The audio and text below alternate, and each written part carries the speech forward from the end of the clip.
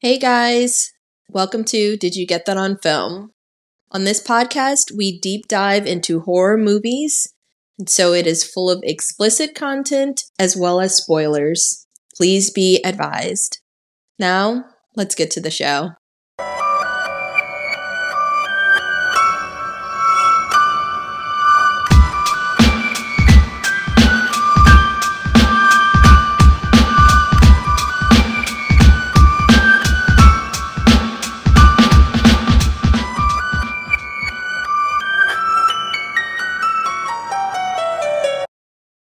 This is Did You Get That on Film, where we discuss characters in terrible situations that we would never find ourselves in. I'm your host, DP, and today we have a very special guest. We have my friend, the Secretary of Pussy, Miss Ruth Carter. Madam Secretary, how are you today? I don't know how I feel about being called that, but hi everyone. Hi, I'm feeling good. There's a lot of cringy stuff that they say in the movie, but this was 90s. Yeah. But in case y'all are wondering, what the hell we're talking about? We're not talking about the Players Club. Or the People versus Larry Flint. Right. We are talking about The People Under the Stairs. So this was released in 1991. And it was written and directed by Wes Craven. This is the third movie in our Black History Month lineup that we're doing. If you haven't listened to the other ones, we also did Night of the Living Dead, as well as Candyman, the 2021 requel. So this movie, it's a standalone movie, but Wes Craven, before he died, he wanted to do a remake of it, and I think he was in talks with the Sci-Fi Network and to do a TV show. But he died before that could come to fruition. But we just learned, I think this was late 2023. Mm-hmm. We just learned that there is a remake that is in early development by Jordan Peele's production company, Monkey Paw Productions. And they did choose a director, so Ezra Clayton Daniels is supposed to be directing. And that's about all that we know about the project, but I feel like this movie is right up Jordan Peele's alley. I don't think it's going to be bad, but now, after what you just told me, I feel like this would have been a good 8-part series. I think you are absolutely right. I think it would have worked as a series. It feels like that. I feel like it would have been great. Yeah, just a little mini-series. So much happens. So rich. Exactly. I know. So that's what I'm thinking, because I'm like, that probably would have been a good medium for it. Each episode would have been filled with so much what the hell is going to happen next. The movie has a lot of material. A lot of material. It would almost be like Goosebumps. Yes. You're absolutely right. I am kind of happy that Jordan Peele's production company is taking over it. I appreciate the things that Jordan Peele does. Candyman 2021 was a Monkey Paw production too. Jordan Peele produced that. And he helped write that. I'm not sure if he's going to do any kind of writing, if he's going to readapt the screenplay, if it's just going to be a direct shot-for-shot remake.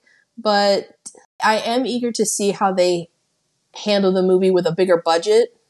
Because this movie has a low budget. Oh, yeah. Pretty low. And it kind of feels like it sometimes. You can kind of tell. It's almost like I'm thinking about how we did Night of the Living Dead, and we talked about that episode. It's in black and white, because if it was in color, it would look crazy.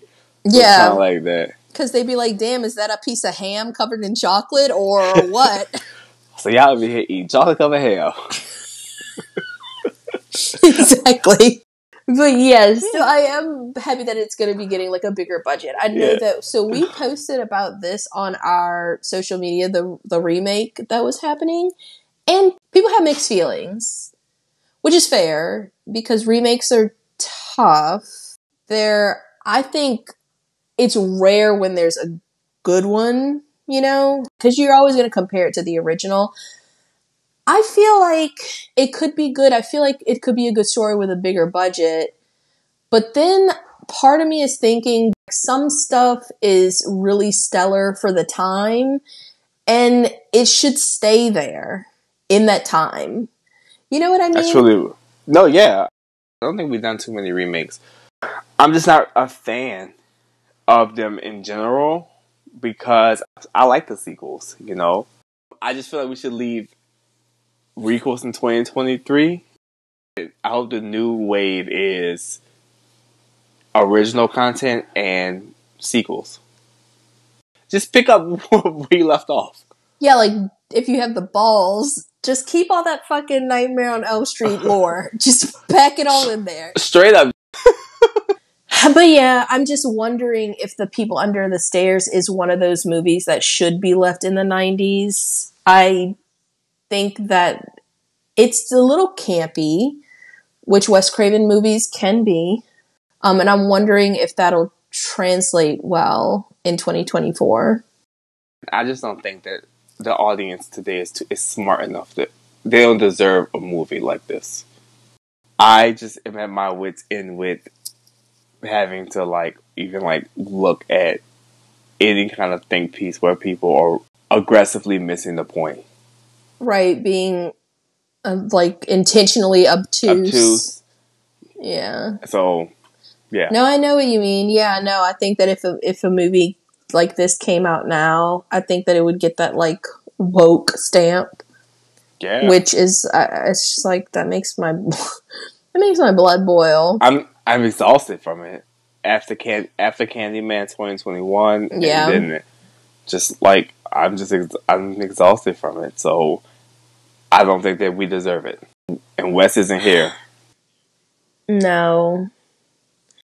Well, let's get into it. So yeah. for people that haven't seen the movie and maybe don't, because I know that it is not one of Wes Craven's bigger movies.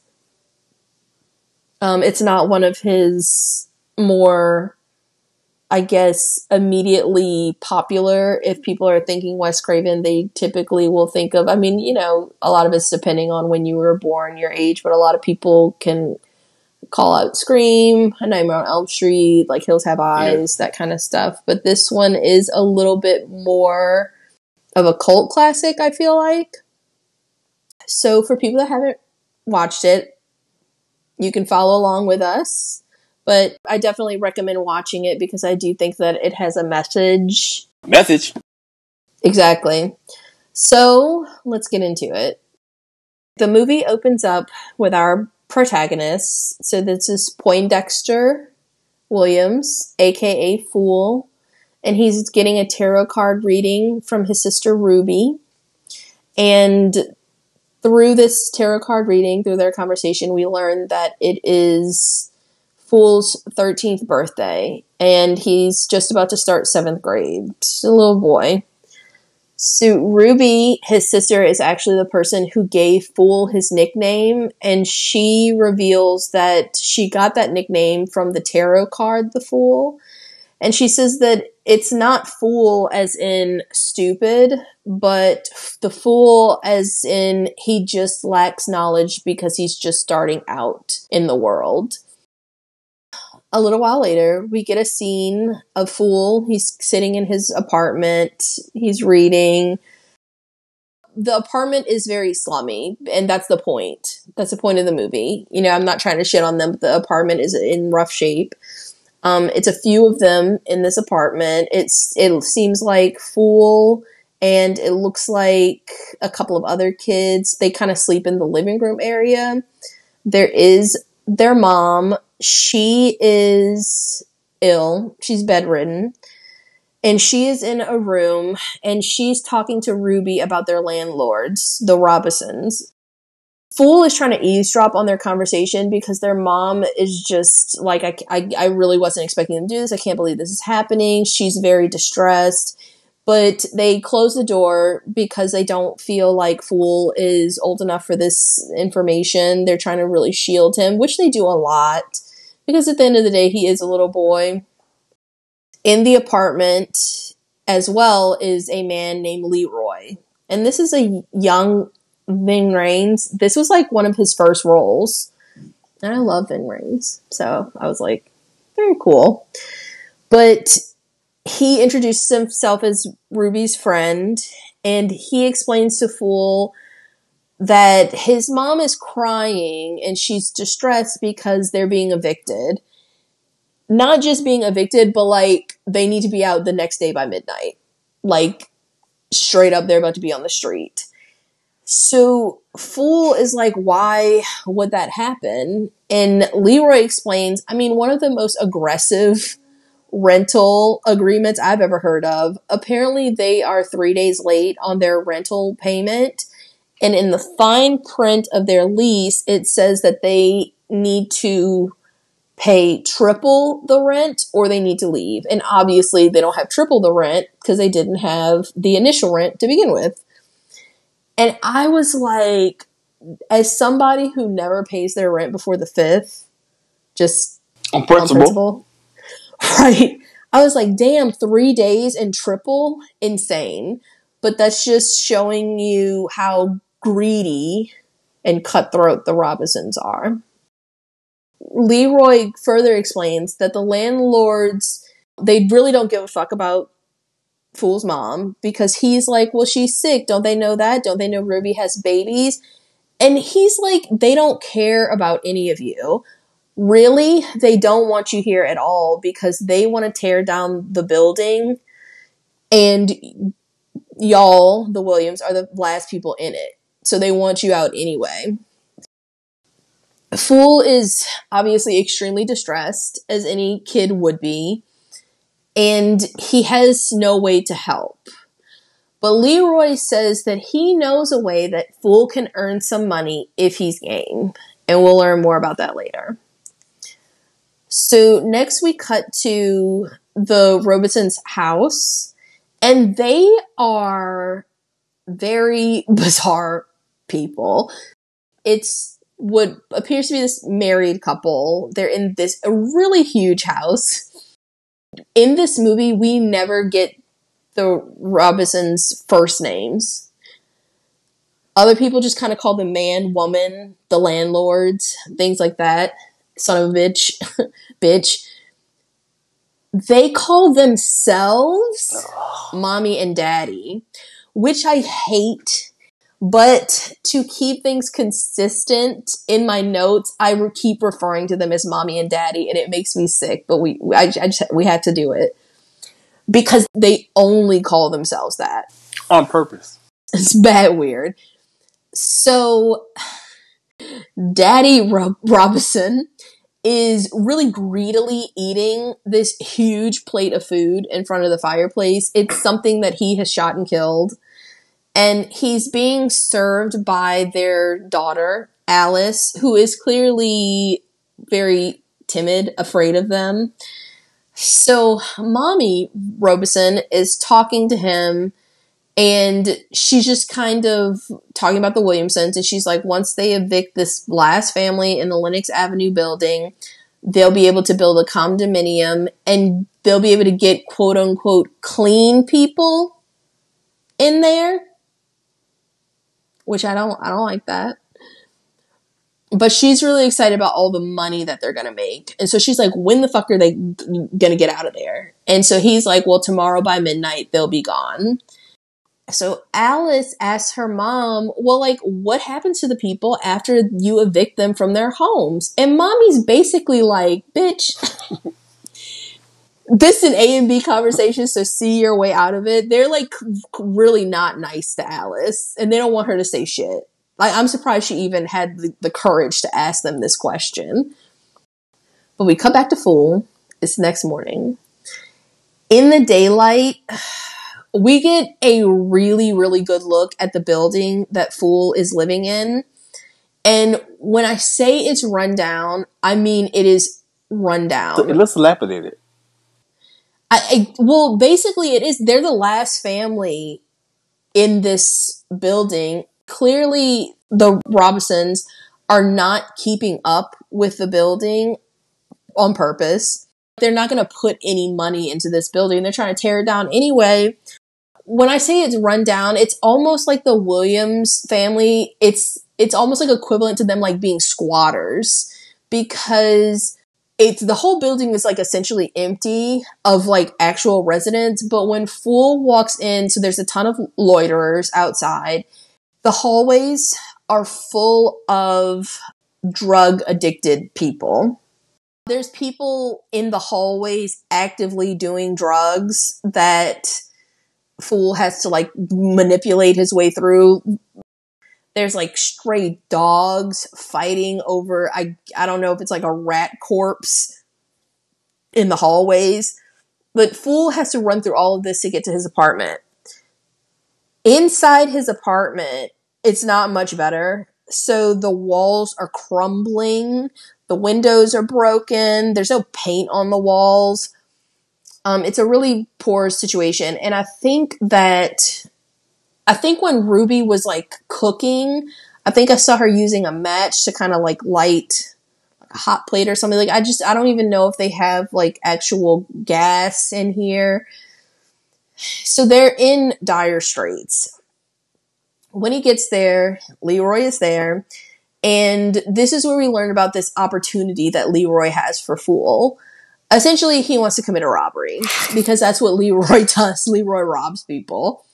He's good at it. It's like his profession. So Ruby doesn't like the idea of Fool robbing people, obviously. Because he's a child. Exactly. I mean, this should go without saying. And she's like, he's a really good kid and he wants to be a doctor.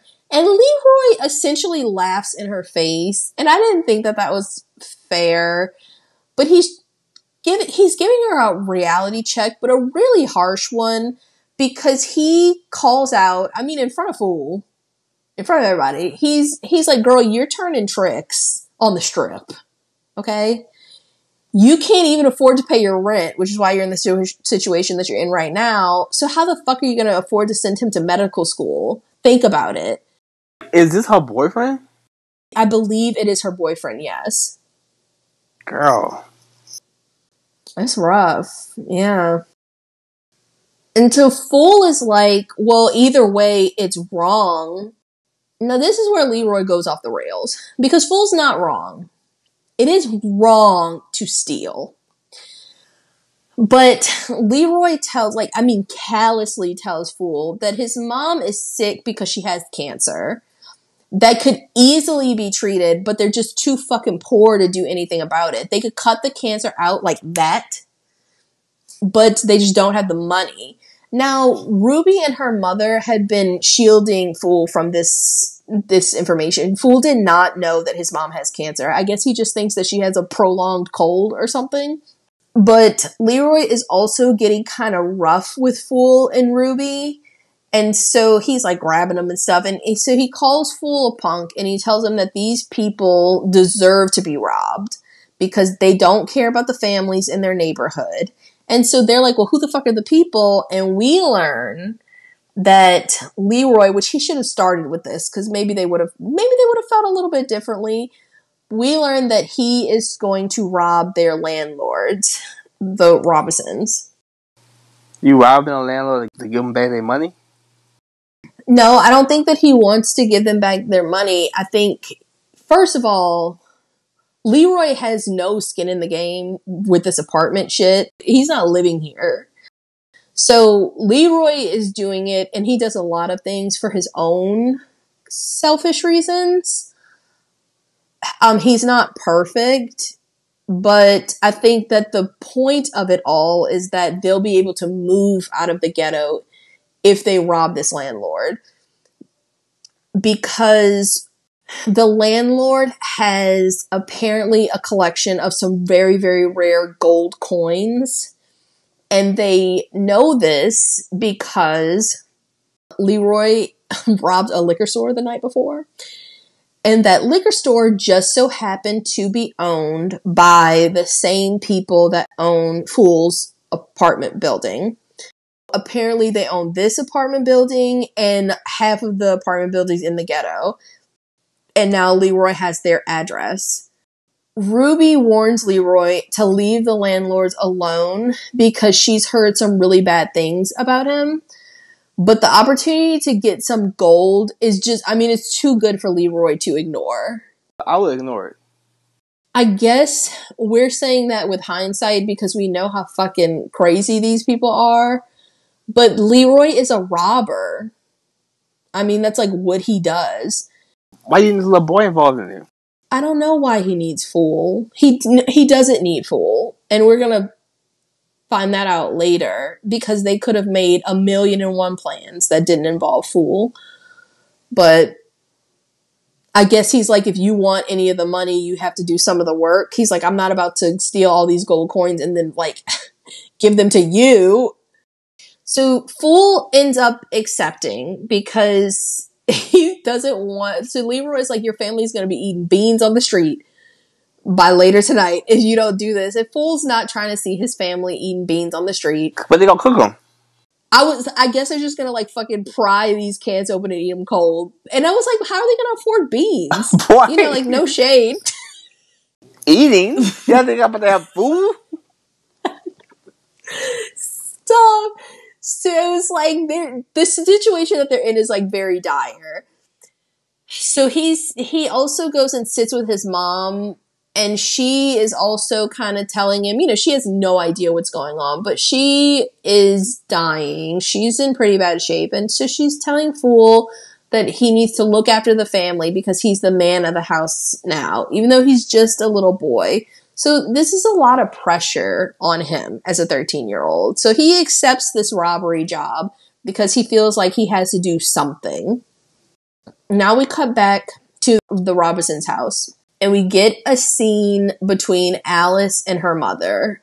Alice is clearly very scared of her mother. So her mother comes into Allison's room and Allison has been eating dinner. And when her mom enters, she looks at Alice's plate and I guess the plate is just too fucking clean. And she asks Alice if she licked the plate. And Alice is like, no, ma'am. And as her mom is leaving, she's like, where's the fork? It's missing. And Alice starts to really panic. And she's like, oh, I must have dropped it on the floor. So she drops down to the floor and starts frantically feeling along the ground next to her bed. And Mommy Robinson is very ominously saying in the back, you know what the punishment is for losing silverware? And just then, a pale hand with some really gnarled yellow fingers comes out of a heating grate in the wall next to Alice's bed and hands her a fork. And Alice takes it, gently pats the hand as thanks before the hand retreats and she gives the fork to her mother. And her mom is looking at it very suspiciously. Just then, Daddy comes in and he tells Mommy that some black people robbed the store, but he doesn't say black people. This is a racist family, so the N-word gets thrown around in here. They're not afraid to use it. So Mommy says, and they say this a lot, may they burn in hell.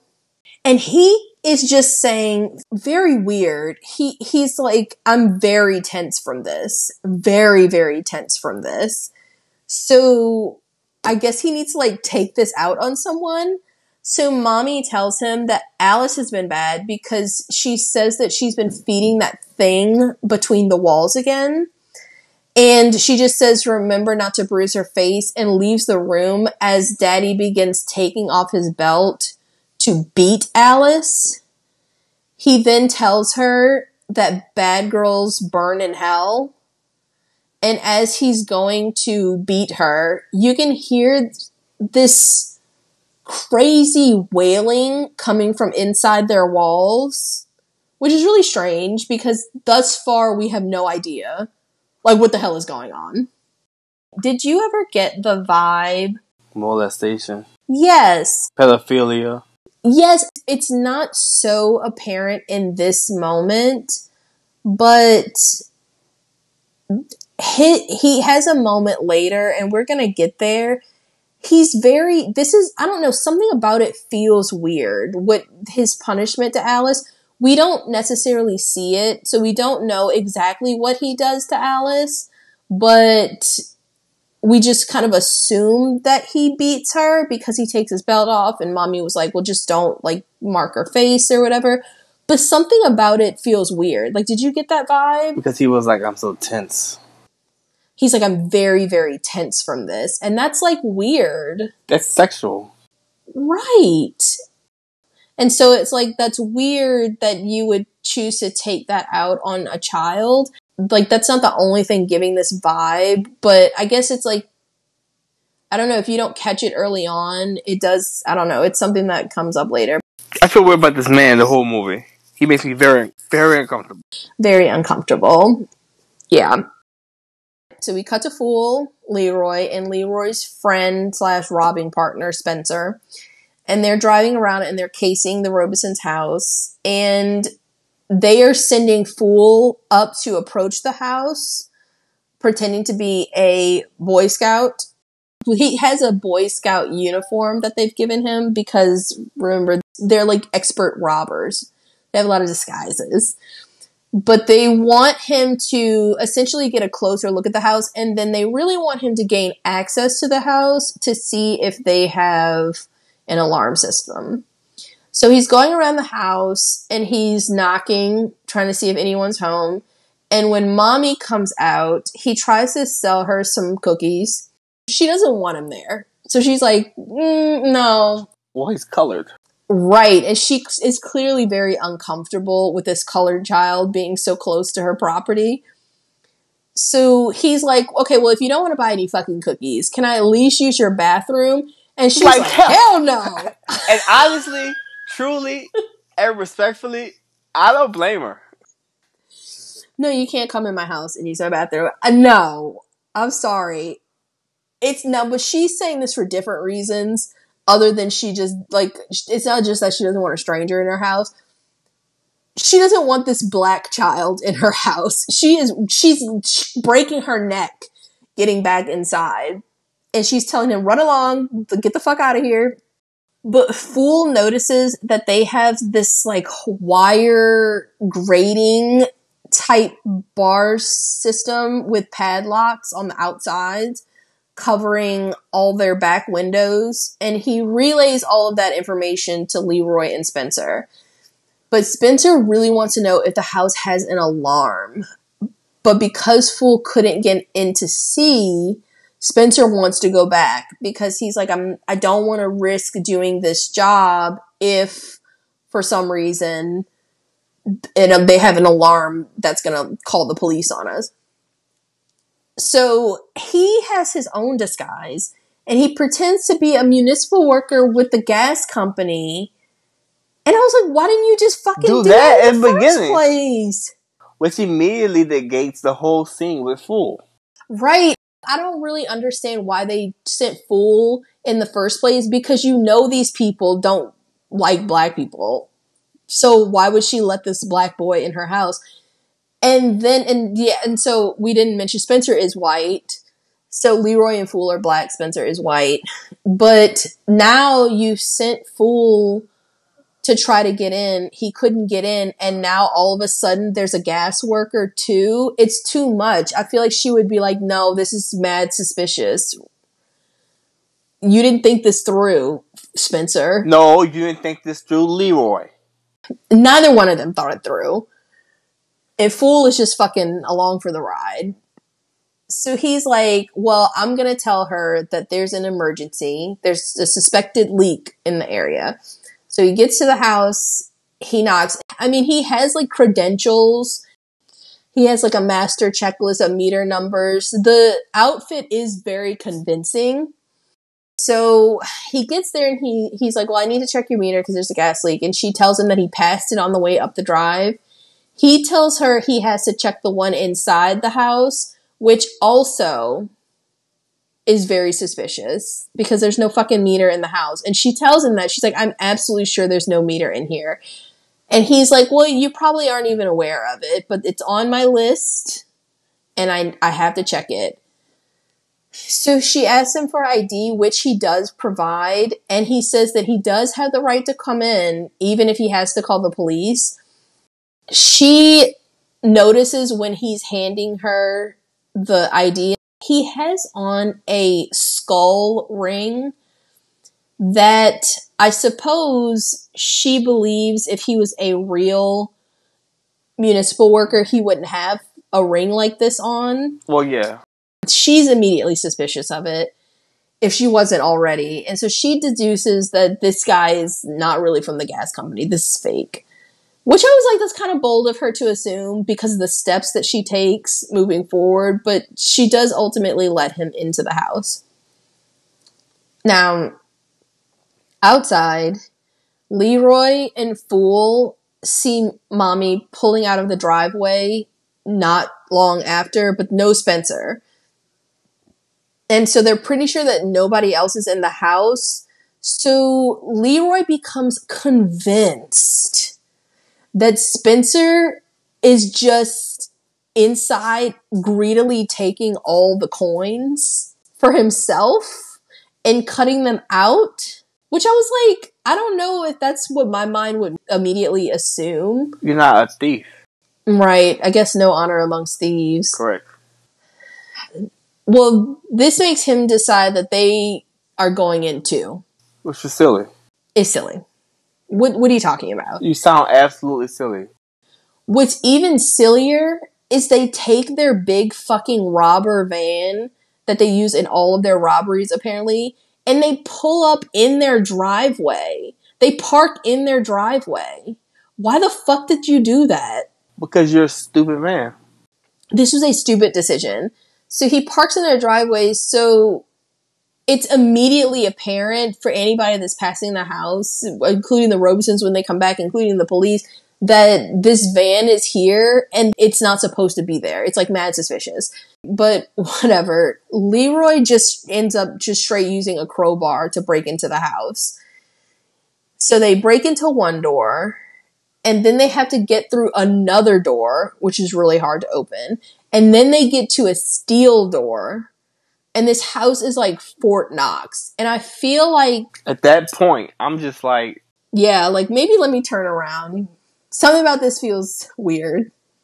While they're standing there, looking at how crazy it looks inside this house thus far, there's like a little doll on the floor in a mousetrap. And Fool picks it up because he thinks it's very weird. He puts it back down on the floor and he doesn't notice that it is being pulled by some string that he cannot see, like into the walls. So that's like kind of weird. So as soon as Leroy is able to pry open this steel door, which I'm super shocked that he was able to do, a fucking Rottweiler jumps out and attacks them. This is Prince. It's a jump scare. It is a jump scare. Yeah, the dog is so goddamn, like, aggressive. The dog is mad aggressive. And he is a prominent character in this fucking movie, so you're gonna get a lot of him. Prince the Rottweiler. So, they're now stuck inside the house. So, they wedge a mop handle between like the door and some cabinets so that the dog can't push it in because they pried this steel door in. But inside, so they're in the kitchen right now, they notice that this house is just kind of weird. So every single cabinet has a lock on it, which is strange. And Fool notices there's like these dead flies, like a mound of dead flies in the kitchen, as well as this statue of the monkeys, the hear no evil, see no evil, speak no evil monkeys. Apparently it's funky. I'm about to see you, girl. You don't smell now. Yeah, I know how I feel about smells. And then there's like some movement coming from inside the walls.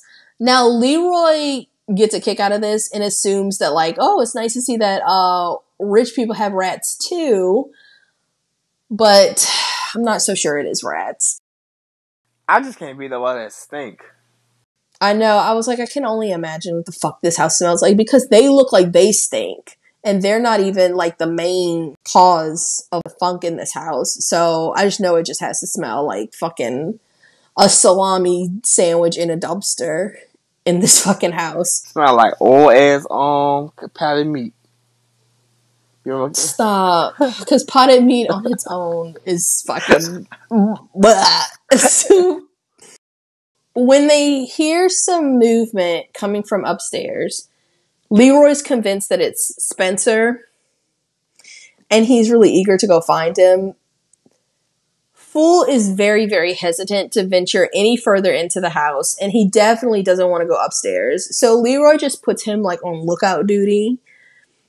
And as he's waiting downstairs in like the living room area, he starts to hear some thumping coming from the basement. And when he looks through a little peephole in the door to the basement, he can see Spencer's notepad and Spencer's lighter sitting on the stairs. So he tries to go downstairs to find him, but he's scared. So he's hesitant, but he also doesn't want Leroy to know that he's scared, because Leroy's like calling him like a fucking pussy and all kinds of stuff. So he musters his courage to go down there, despite all the creepy fucking noises coming from this basement. It sounds crazy down here. It would never be us. I don't give a fuck how you feel about me. I don't even know you. He met Leroy yesterday. Like, beans don't sound so bad right now. He obviously a sad-ass robber because he parked his car in the driveway. This boy a whole ass dunce. I just thought that was very silly. That doesn't even make sense. So, as Fool is descending the stairs to the basement, he ends up tripping this tripwire that's set up to close and lock the basement door that he came through, which is really, really alarming. But Fool doesn't react as hard as I feel like he should, because it's really fucking scary. I kicked the door down. Right. So he's heading deeper into the basement looking for Spencer, and he can hear a TV playing. So he follows the sound. It's a TV that's kind of pushed up against the wall in a weird way. But for some reason, he moves this TV and then calls out for Spencer, as if Spencer's going to be like behind this fucking TV. What's behind the number one? Right. And also, weirdly, he sees someone with a flashlight down here. And they're also making these like crazy moaning, wailing sounds. And I'm like, he's not panicked enough for my liking, but he does try to run out, but he ends up tripping over Spencer's body. When he looks at Spencer's body closely, though, he sees that in one of Spencer's hands, he finds a gold coin. Just then, somebody that is inside the cellar wall starts dragging in Spencer's body, and Fool starts yelling at them and says, "You can't do that, you thing." And I'm like, Fool, you're doing a lot. Boy, let them have that body. You can have that. Get me out of here. Right, you met Spencer like 60 minutes ago. Let him go. Get the fuck out of here. He also sees where that TV is that he moved. A hand, like an arm, comes out of the wall and moves the TV back into position. I was like, I would be so out of here.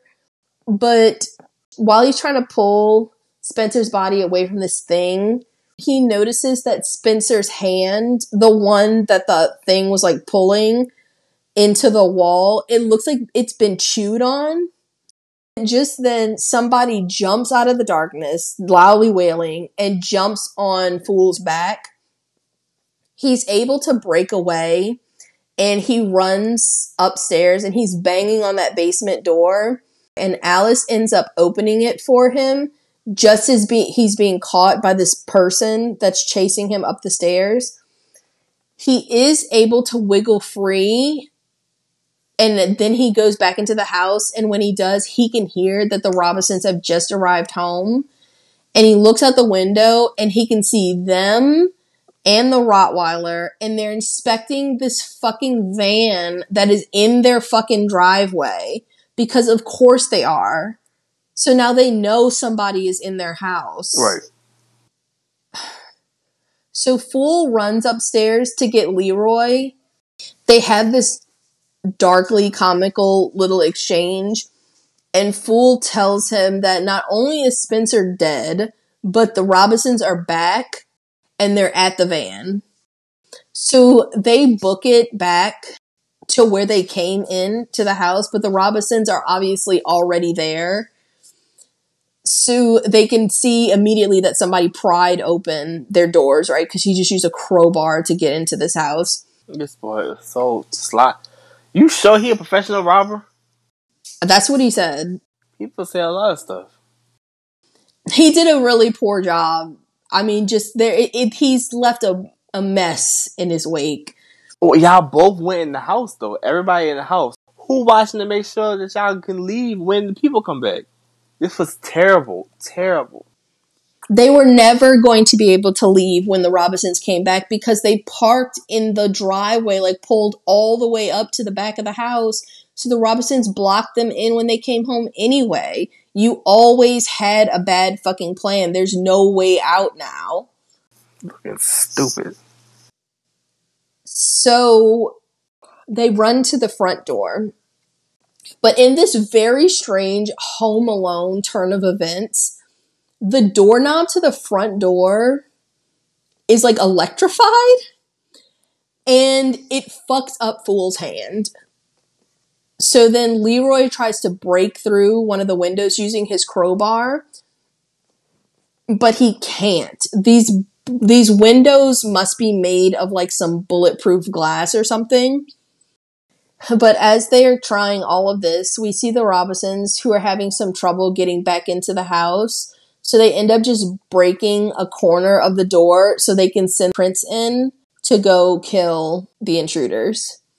When the dog comes in, Leroy plans to use Fool as a distraction while he hits the dog.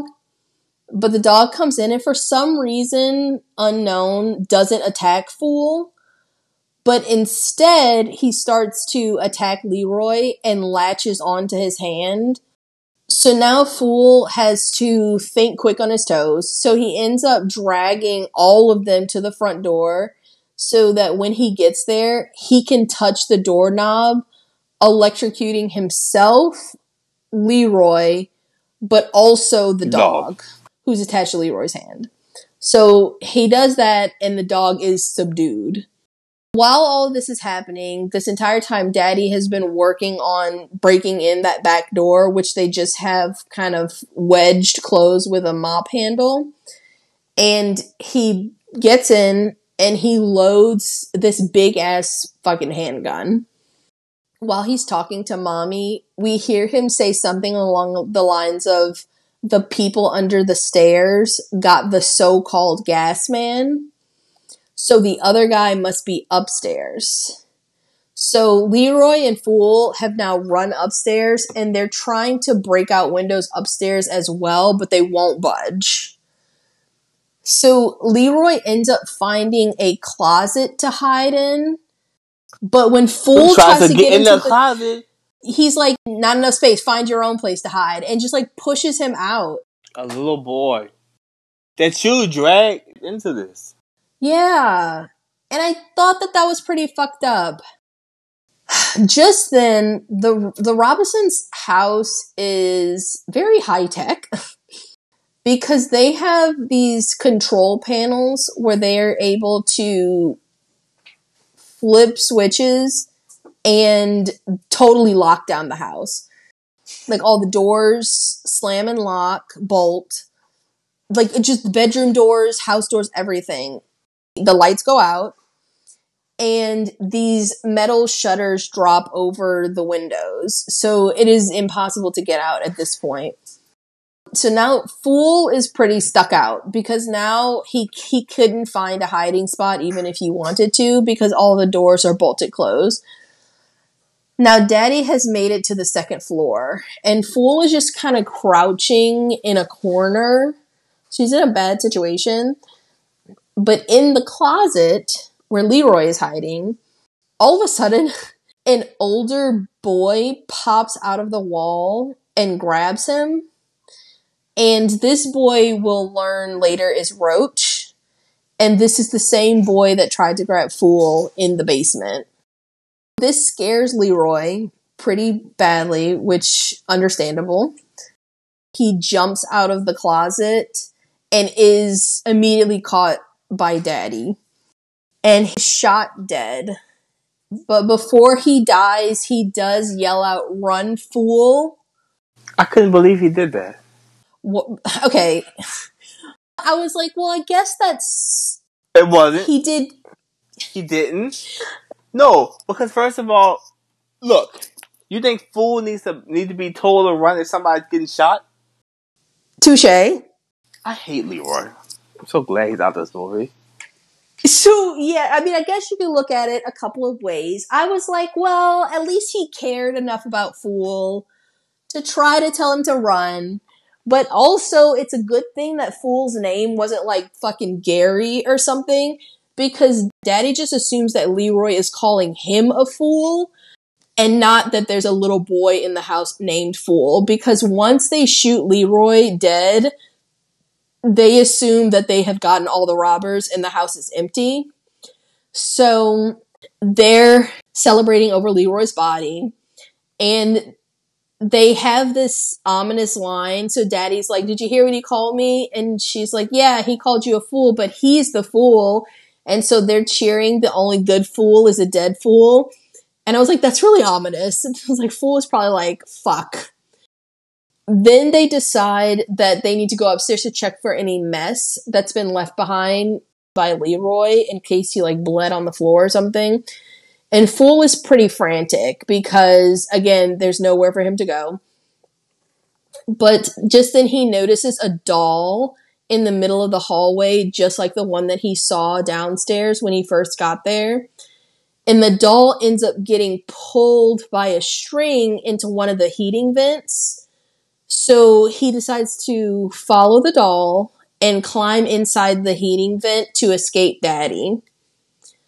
But inside the heating vent, and I honestly cannot understand how Fool kept his composure, because he lifts up some fabric to find a bloody rib cage that's been picked clean of the flesh. Like somebody ate it, I guess. But he doesn't really have time to reflect too much on that because Daddy is closing in.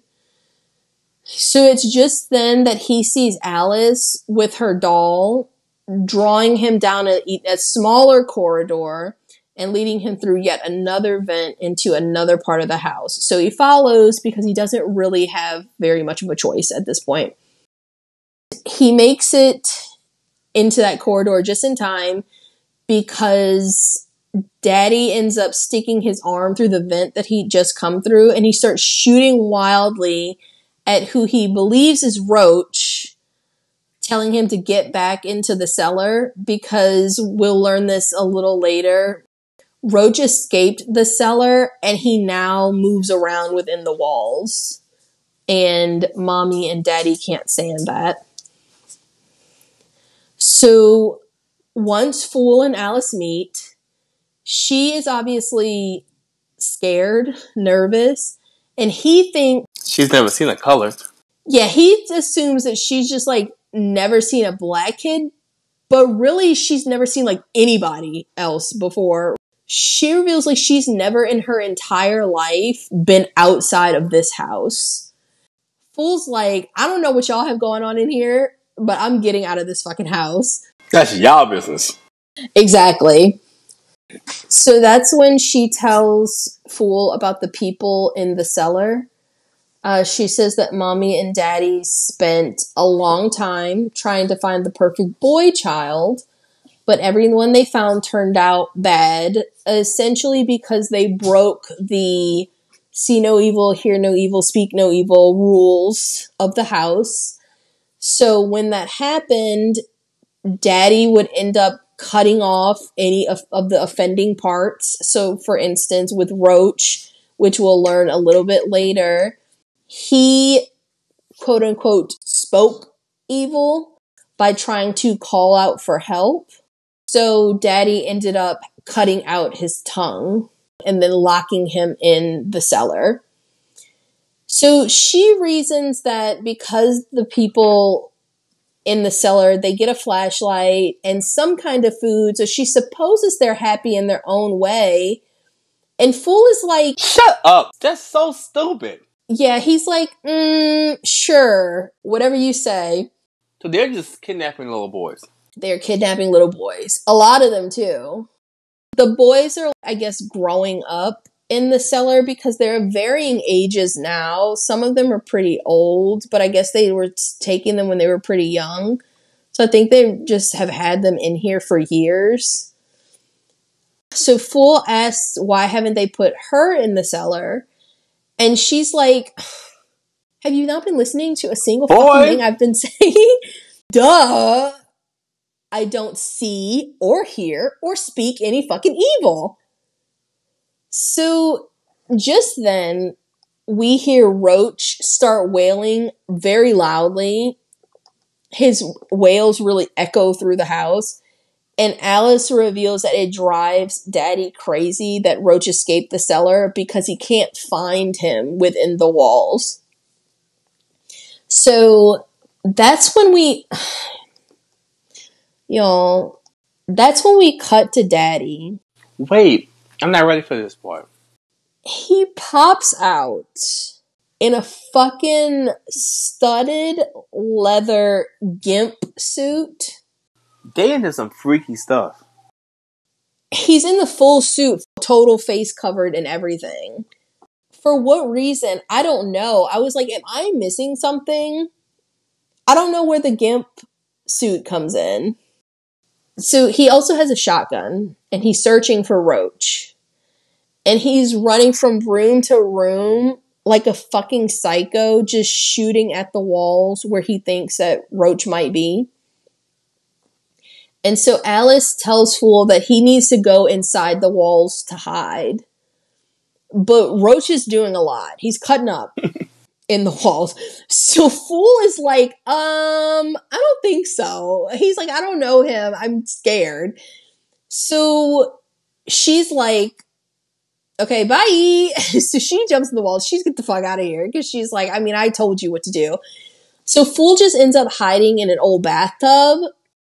And while all of this is happening, Mommy is downstairs and we see her feeding Prince, the Rottweiler, Spencer's hand when she hears the police pull up outside.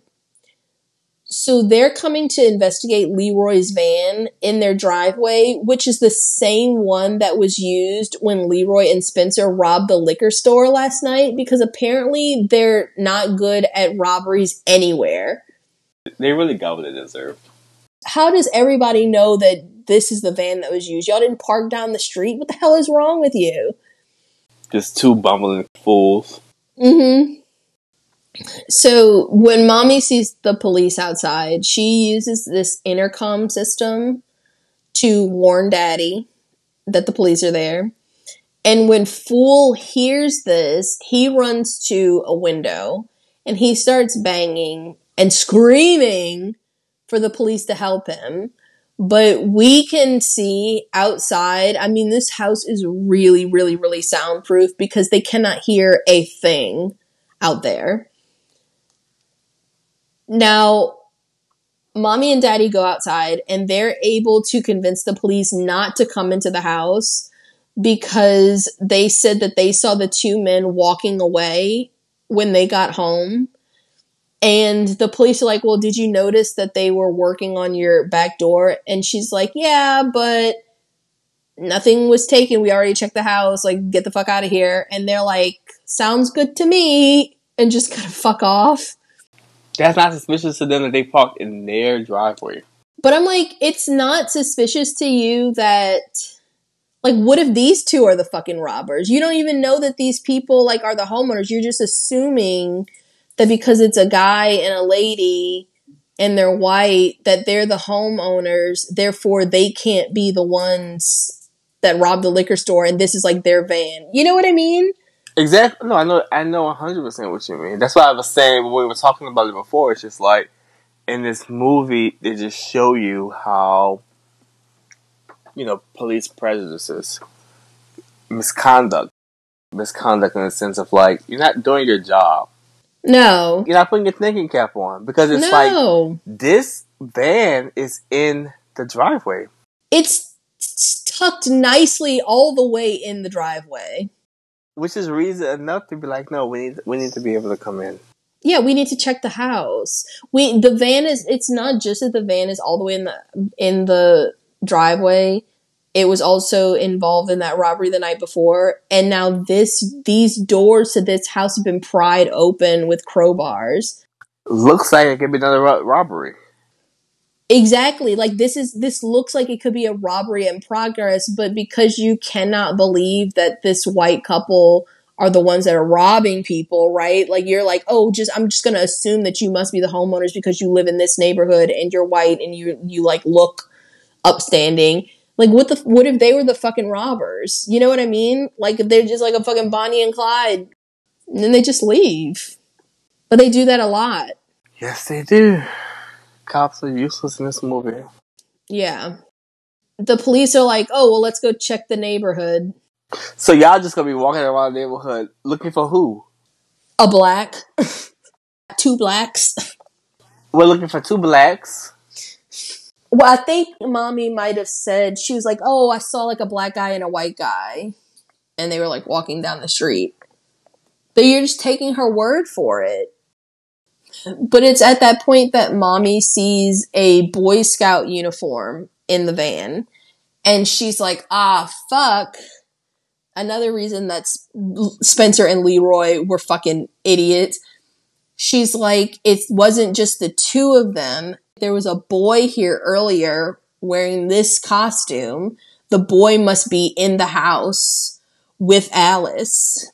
A black with their perfect daughter? Absolutely not. No.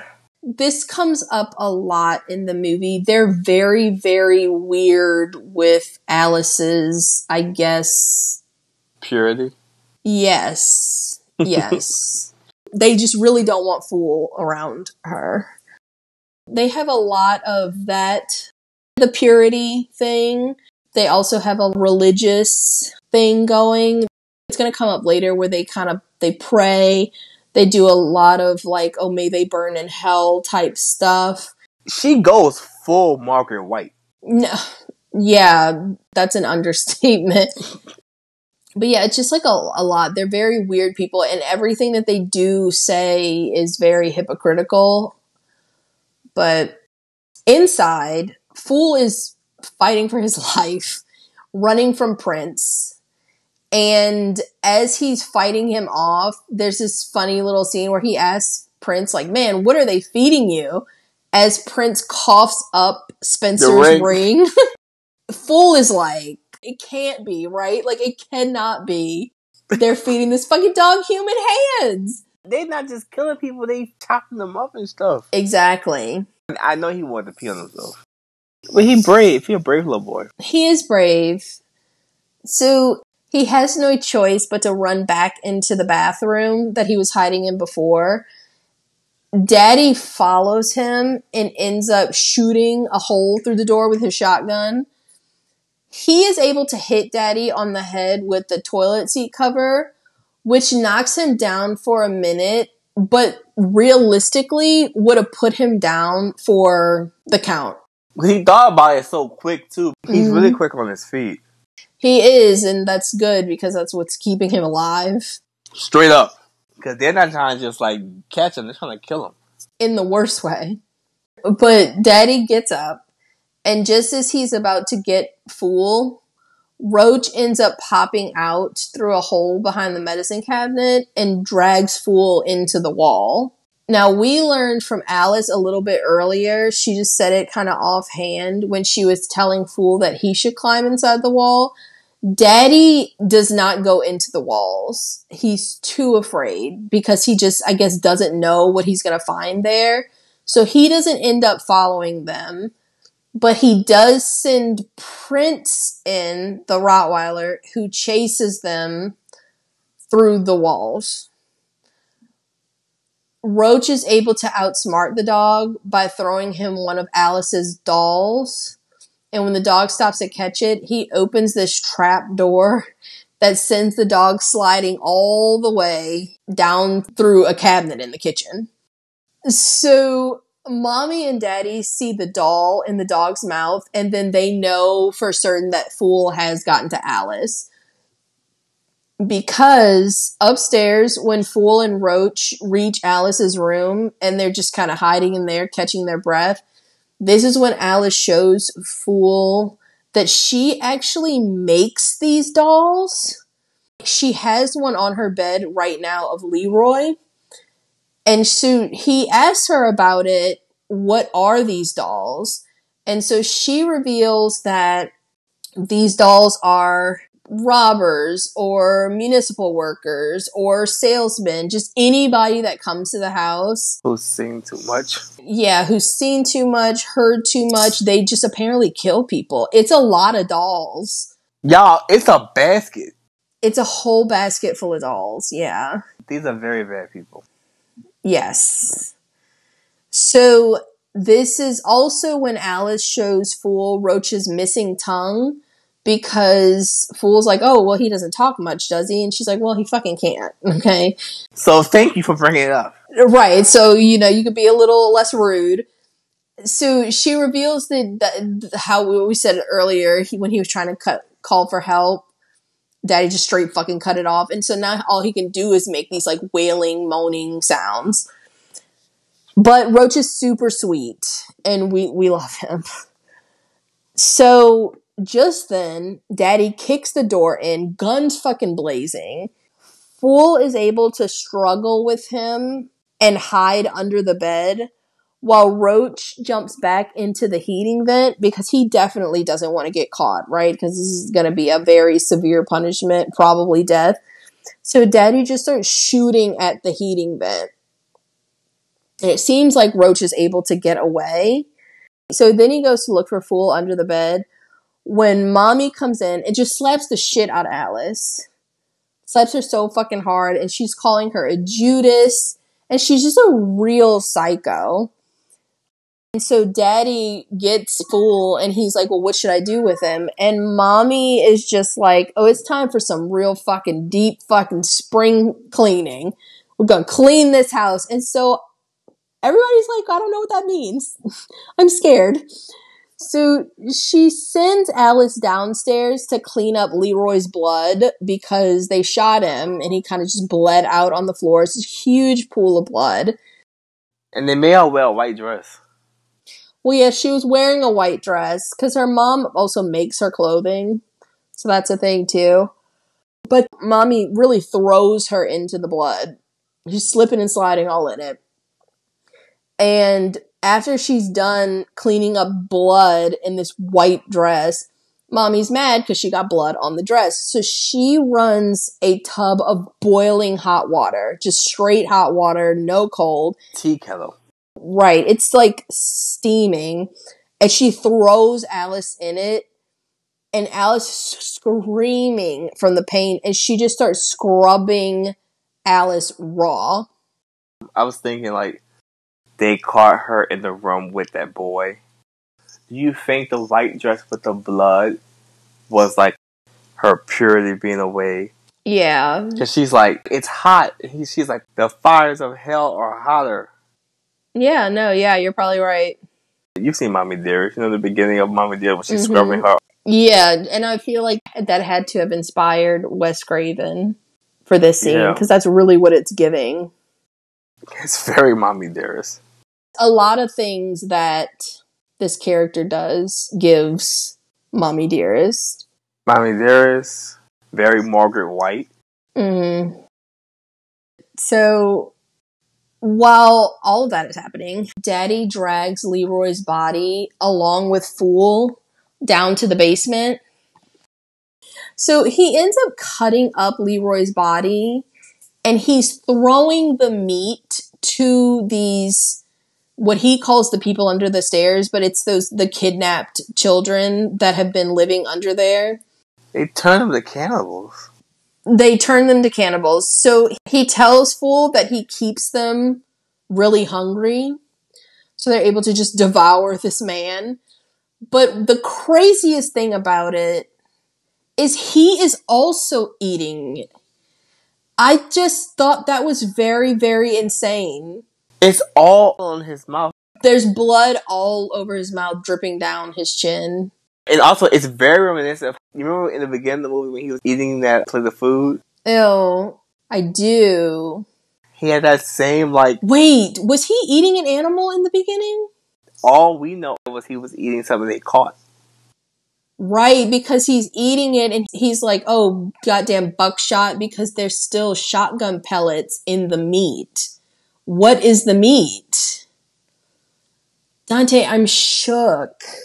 I know. That is really fucking... I didn't even think about that. That's so crazy. She's, like, completely psychotic. But he eats people. But he kills people. He eats them. So he ends up taking Fool and puts him in the cellar and locks him in with these kids. And he was crying, y'all. He's a little boy. He was like, please don't put me in the cellar. Please don't put me in the cellar. Well, because the implication is that they're going to eat him alive because they're starving. But just before they attack him, Roach comes to his rescue and pulls him out of the cellar. And so they're hiding from Daddy and Prince inside the boiler.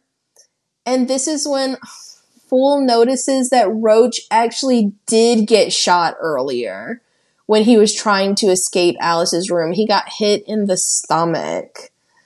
So Fool is like, we have to get you to a hospital. And Roach is like, oh, you sweet idiot. That's not fucking possible. There's not gonna be a pool, you stupid slut. So he knows he's not gonna make it out of here, but he does give Fool the gold coin collection that they'd originally come here to steal. It was hidden down here. He then points the way to get to Alice's room before he just lays there and dies. And it's so fucking sad. I was heartbroken. It was shocking. I didn't see that coming. No, I didn't see it coming either, but it's like, I guess, because when they were shooting the way that Roach was escaping into the vent, I was like, damn, he better hurry up because he's kind of stuck there while he's like shooting at the wall. And I was like, that was like really close, but apparently he did actually get shot. So then I was like, damn it, I really, really wanted him to make it. I wanted him to be free. It was hard to watch. It was hard to watch. And then his death is like really realistic. There's no like fanfare about it. He just kind of, he's smiling and then he just dies. It's like, what was he, just like some little boy that was just walking down the street? Yeah. How did he get kidnapped? I mean, probably something just like that. Just any kind of way. Kidnapped from a mall, kidnapped from a playground. So Roach is dead, and now Fool climbs his way up the walls just as Daddy, who is in Alice's room, is threatening and tormenting her. So as Fool makes it to Alice's room, he pops out of the vent and he punches Daddy just right in the crotch. Straight up. Winds up and just gives him the business. So he then hits him on the head with a lamp, and he and Alice escape into the heating vent. So now they're in the walls. So Daddy goes down to the boiler room, and he ends up filling it with wood along with Roach's body, and he lights everything on fire. And he's filling all the vents and stuff with a lot of smoke, making it hot, kind of smoking them out. But Alice and Fool do make it out of the vents and just kind of into the walls of the house. But all the smoke has made Fool have to like sneeze these comically loud ass sneeze, giving away their position. And so Daddy, of course, just starts like shooting at the walls. So now they're running, and they're realizing very quickly that they do not know the way around this house. The house is really fucking big. It's a maze. Only Roach knew how to navigate these fucking walls. And they're running into shit like booby traps that I guess Daddy has set up. Just all kinds of crazy shit. I guess to catch Roach. Roach. Right. They're not in a good situation. So, additionally, Daddy also sends Prince into the wall to find them. So now Alice is like, we gotta get the fuck out of here. And Fool is like, no, I'm tired of running from this dog. You would think that that means that he has like a plan. He doesn't. Prince catches up to them and just really starts fucking attacking Fool. Just like fucking ripping his arm apart. He's being really loud. He's screaming. And so now Daddy is aware of their position. So he starts using the bayonet on the end of a gun to stab into the wall. And so Fool does have the bright idea to hold Prince's body up to the wall. And Daddy ends up stabbing Prince. And Fool screams out as if he's been stabbed. And this causes Daddy to believe that he's caught Fool and stabbed him. That was the plan all along, though, right? No, it wasn't the plan. He was like, I'm tired of running from this dog. I felt like he had a bright idea to trap. He didn't have a bright idea. He had no way of knowing that Daddy was going to stab into the wall with a bayonet. He just kind of stood there, and this dog was whipping his ass.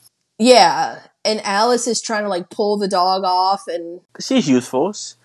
She's not Barbara. No, she's trying. He would have died a long time ago if it weren't for her. So, as Daddy's dancing around celebrating that he got the Fool, Mommy tells him to prove it. So they break into the wall, and this is where a half-dead Prince falls out of the wall and dies in front of them. And Mommy is distraught and pissed at Daddy. And she's like, you stabbed Prince, you fuck. And so they start arguing. And Alice and Fool have now made it to the attic, which is not locked up the same way the rest of the house is. Because I guess Alice hates the attic. That's something that they mention later. I don't know why Roach never came to the attic. I don't really know, but there's just a straight up open window here. Now, Fool starts to scream from the top of his lungs like a fucking idiot, and Alice is like, shut the hell up, you idiot. And so Fool is like, well, we have to climb out. And Allison's like, there's nothing to hold on to. It's just a fucking straight-ass slanted roof. And so Fool's like, well, I think that the pond in your garden is literally right below this window. So maybe if we can slide down the roof, we can just jump and land in this pond. And Alice is like, we don't know how deep that fucking pond is. And I'm like, girl, Alice, now is the time to be solution-oriented. She's offering nothing. So we're up here now. So what's your big fucking idea? Go to my room and apologize. Exactly. You can already tell that the wheels are spinning. That's what she wants to do. But just then, Daddy makes it to the attic, and Fool he's really trying to urge Alice, like, just come on, just make this fucking jump, but she just cannot do it. She's too afraid because she's never set foot outside of this house in her entire life. So she's like, I don't know what's out there. So she panics. And Fool's like, I don't have time. Bye. Right. He's like, I don't have time to do this. He climbs out the window. He calls back for her one last time. But Daddy appears at the window with a shotgun. Alice wrestles with him so he can't shoot Fool. And Fool is able to successfully slide down the roof directly into the pond below, somehow not shattering every single bone in his body, because he should have, because I don't think this pond is that fucking deep. But Daddy then runs downstairs outside and he starts shooting his gun like a fucking psycho into the night. But Fool is able to escape. Y'all, this not the end of the movie. Ain't that crazy? Dante, yeah, it's very crazy.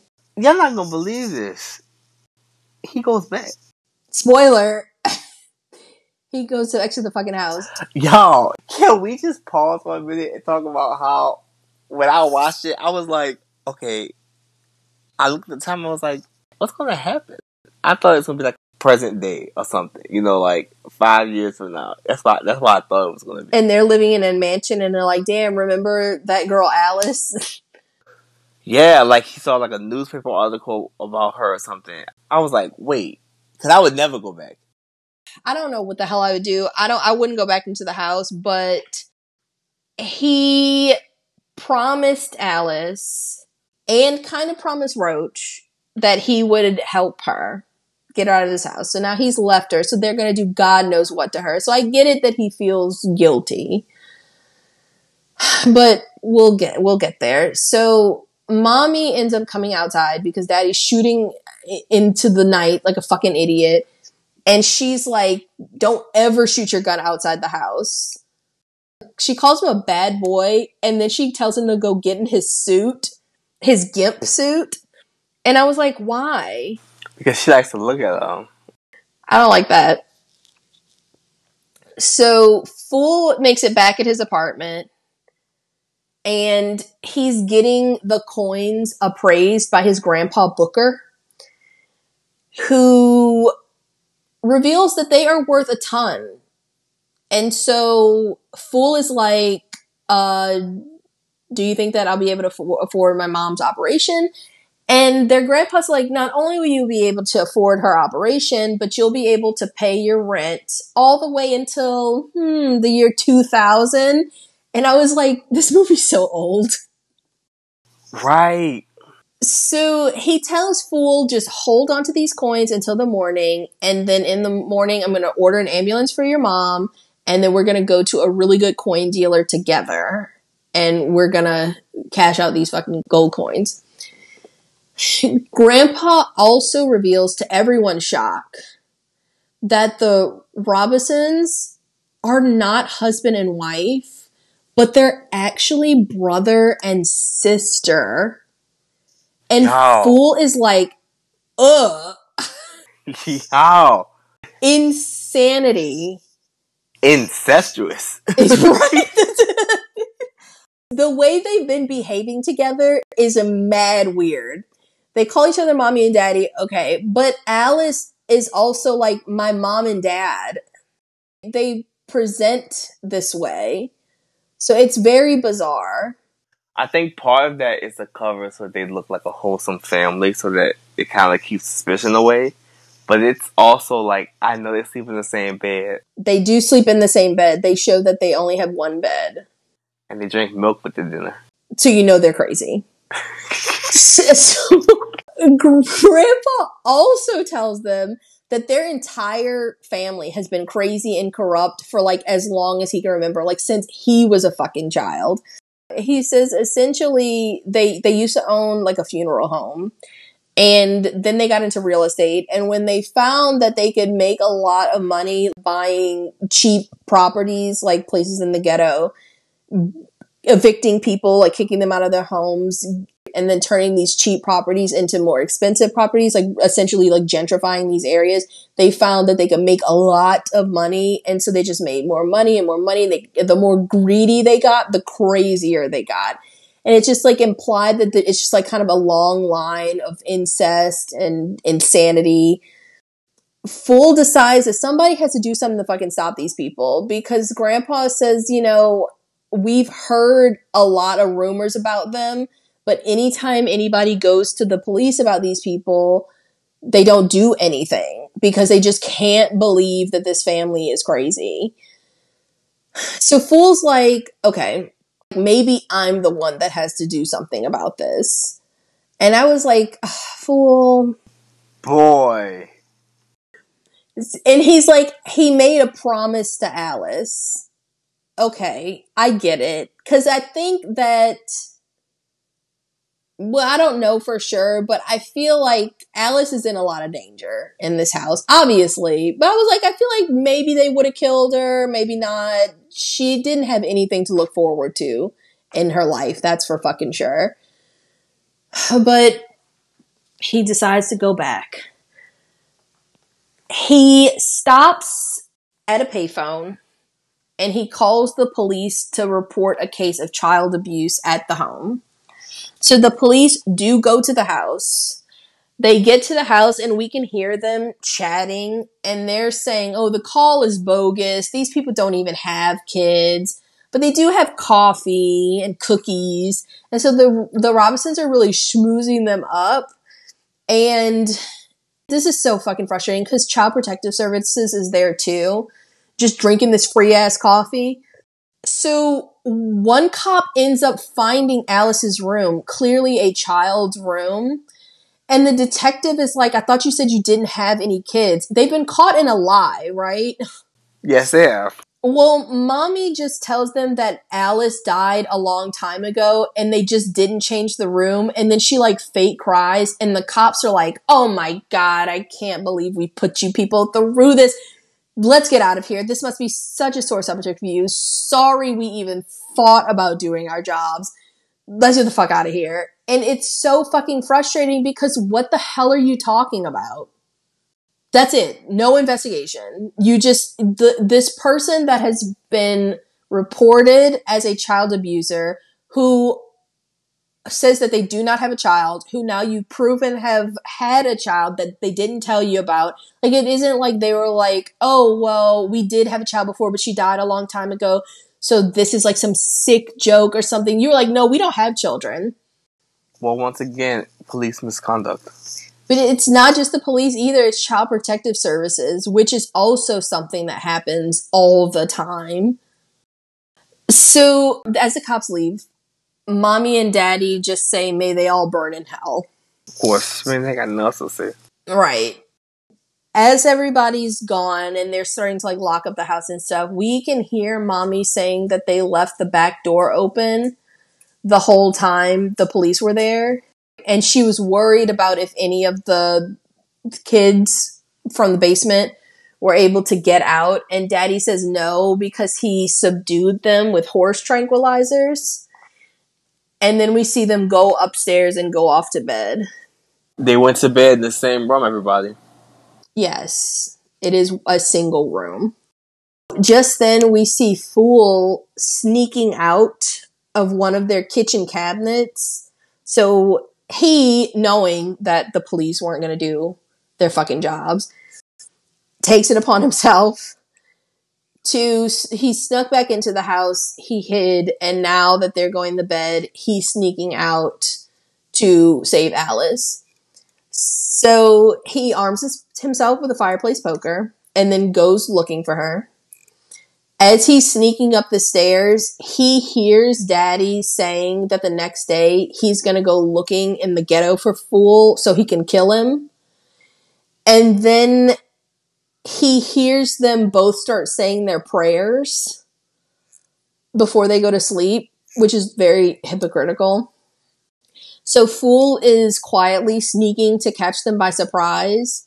But when he turns into their bedroom, he sees that they are not actually there saying their prayers, but instead they have a couple of tape recorders set up on their bed, and he has been tricked. So just then, daddy pops out in his fucking GIMP costume. Y'all. Why? I guess when he's killing, he's wearing this fucking GIMP suit. So Fool is able to poke him in the eyes, and then he just kind of ends up beating them both with this fireplace poker. I mean, like giving mommy's knee the business. And so he heads downstairs, but before he does, he uses their control panel to unlock the downstairs doors so that they can have an escape route. When the Robinsons think that Fool has escaped, he hears them talking about Alice being chained up in the attic so he knows that that's where she is. So he ends up climbing his way up through the chimney to make his way to her. And then we get this very, very, very weird scene. The scene was very weird to me.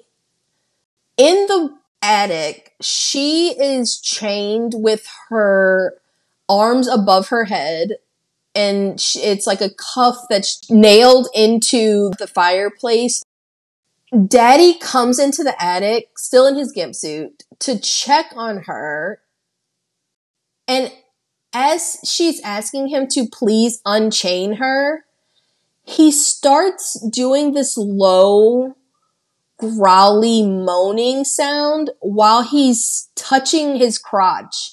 It's very quick, but it's also very disturbing because Alice is supposed to be his daughter, a child too. So just then, Mommy barges in and demands that he come downstairs to help her to bed. And she really forces him to leave. Like, she demands it. And the way that she's looking at him is making it feel like she knows exactly what he was thinking or what he was thinking about doing. That's weird, right? it's a very uncomfortable situation, but that's why she's like, come to bed. Yes. Now, at this point, Fool is able to free Alice from her chains.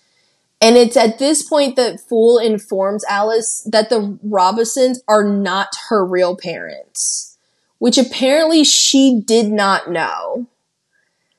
And he tells her that they're not even really husband and wife. They're fucking brother and sister. They're fucking brother and sister, alright. Right.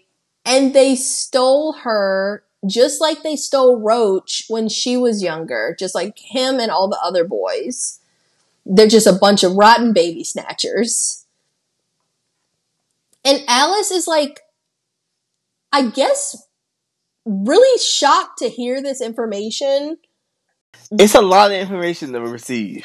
It's a lot because he's giving her this information while also being like, okay, now we also need to keep it moving. We don't have time for you to grapple with this. You can handle that in therapy for the next 40 years, but right now we need a plan. And so she's like, well, I don't know. What the hell are we supposed to do now? So Fool's like, well, let's jump out the window like I did earlier. And Alice is like, as soon as you jumped out earlier, Daddy drained it and put broken glass and rocks at the bottom. Which, thank God he found her, right? Before he did that. Daddy has also chained and booby-trapped the way that they were able to climb up to the attic earlier. So again, she's not being very solution-oriented. But she's also being very informative. She is, because he would have gotten fucked up. I was like, damn, they did a lot in the very, very short amount of time that he's been gone, right? Well, he's definitely been gone like a day, right? No, he went back the same night. Oh, yeah. Grandpa came over, he was showing him the coins, and he was like, hold on to them until the morning, and in the morning, we're going to get your mom to the hospital and take the coins to get appraised. And he told his sister, he was like, I need to go back to the house. I would have went back to the house. I don't know what the hell I would have done. And so Fool and Alice decide to climb up to the roof because they're like, well, the chimney is the only way that we're going to be able to escape. So they climb up to go down. He has a plan. So as they're walking along the roof through the chimney, they can hear Mommy and Daddy fighting over Alice downstairs.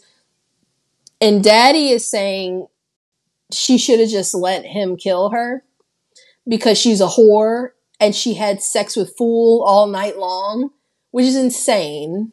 You think she's a whore? She barely talks.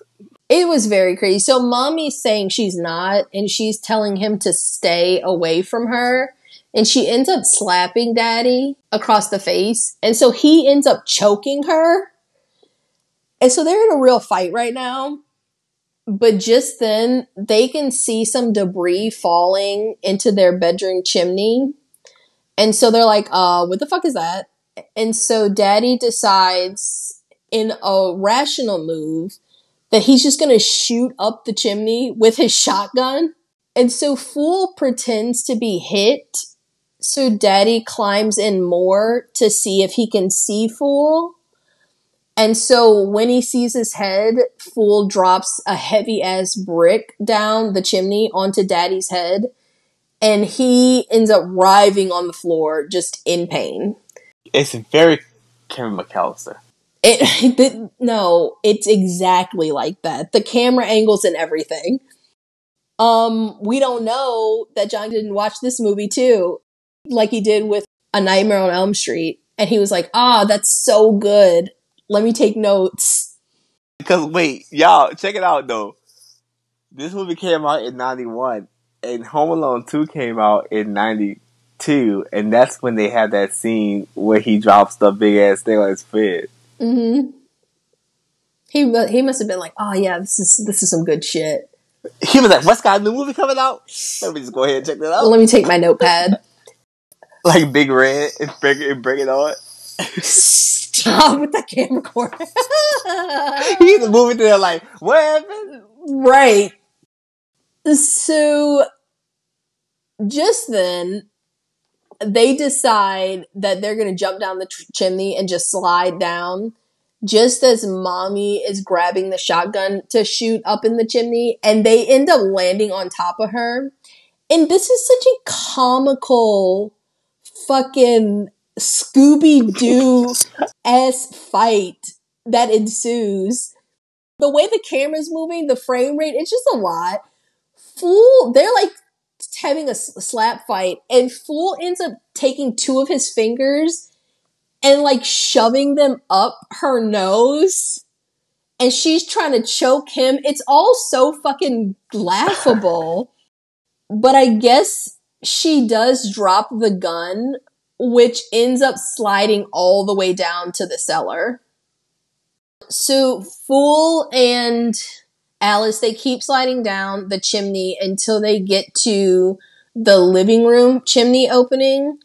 And so he tells Alice, you get out here. I already unlocked the back door. You just escape. This is the living room. Just run out. And he's like, I'm going to go downstairs and I'm going to grab the shotgun from the cellar and I'm going to set all of the people under the stairs free. Lofty ambitions. As she is escaping, Alice gets caught by Mommy, who's raving about Fool getting out of their house because he's filthy and he's bad and he's awful. And she is just unraveling at this point. And so that's when Alice, stomps the yard all over this woman's exposed foot, which I know had to hurt like hell. And so she ends up pushing her down, and Alice yells at Mommy to go to hell. And Mommy is like, no one's ever talked to me like that before. Right.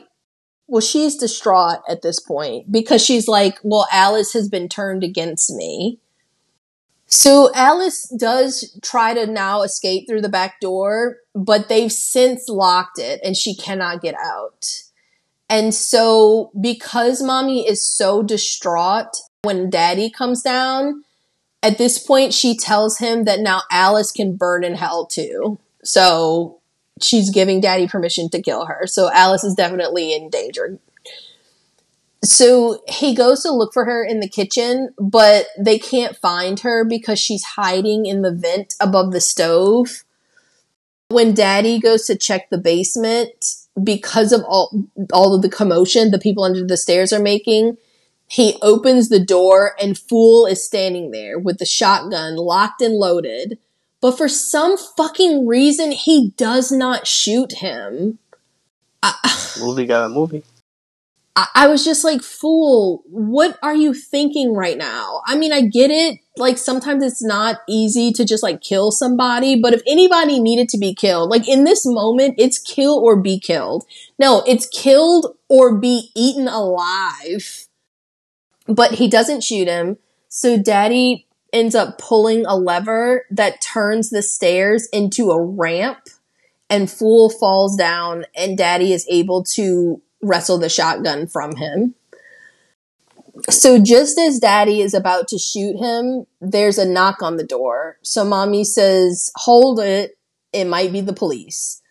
But instead, it's Ruby who is coming to give Mommy the business about being just a slumlord and an overall piece of shit.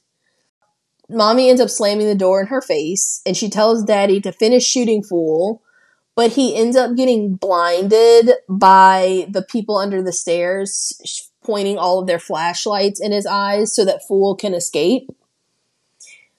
That's when Daddy starts just firing wildly all over the cellar, and then there's another knock at the door. This time, it's Ruby and Grandpa Booker who are not done giving them the business. Let me tell you about yourself some more. Yes. So they tell Mommy that not only do they steal people's homes, but they also steal people's children from the community. And now Mommy starts to say she doesn't see a community, just a couple of N-words. But as she's about to say it, she's raising her gun at them, but then the rest of the community gathers outside. They're about 100 deep. And you can hear this one woman who should have gotten an Academy Award. She said, busted your ass, bitch. I want her in my life more. I agree. I mean, Wes, where was she in Scream? Where was she in Scream 2? We needed more of this. So Ruby is like, well, what are you going to do? Shoot all of us? And just as Mommy is pointing her gun to shoot Ruby, Alice crashes down from the ceiling looking crazy and knocks her out cold. And I mentioned that she's looking crazy because the people outside are like, damn, what they doing to her in there? She looks a mess. Damn, girl, you look crazy. I mean, basically, they were trying to be polite. They were just like, damn, what they doing to her in there? They needed more of this in the movie. We needed this. This would have been the icing on the cake. Busted your ass, bitch. So downstairs, the people under the stairs are doing their best to save Fool, and Fool is doing his best to save them too. Yeah. He tells one of them who has been helping him, so this is one they call Stairmaster. He tells him how to escape.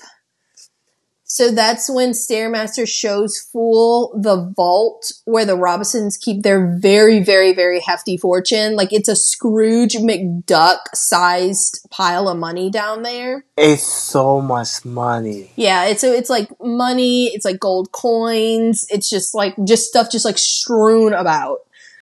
While everyone is distracted, Mommy gets up and overrides the security system and locks all the doors to the house with Alice and Fool still inside.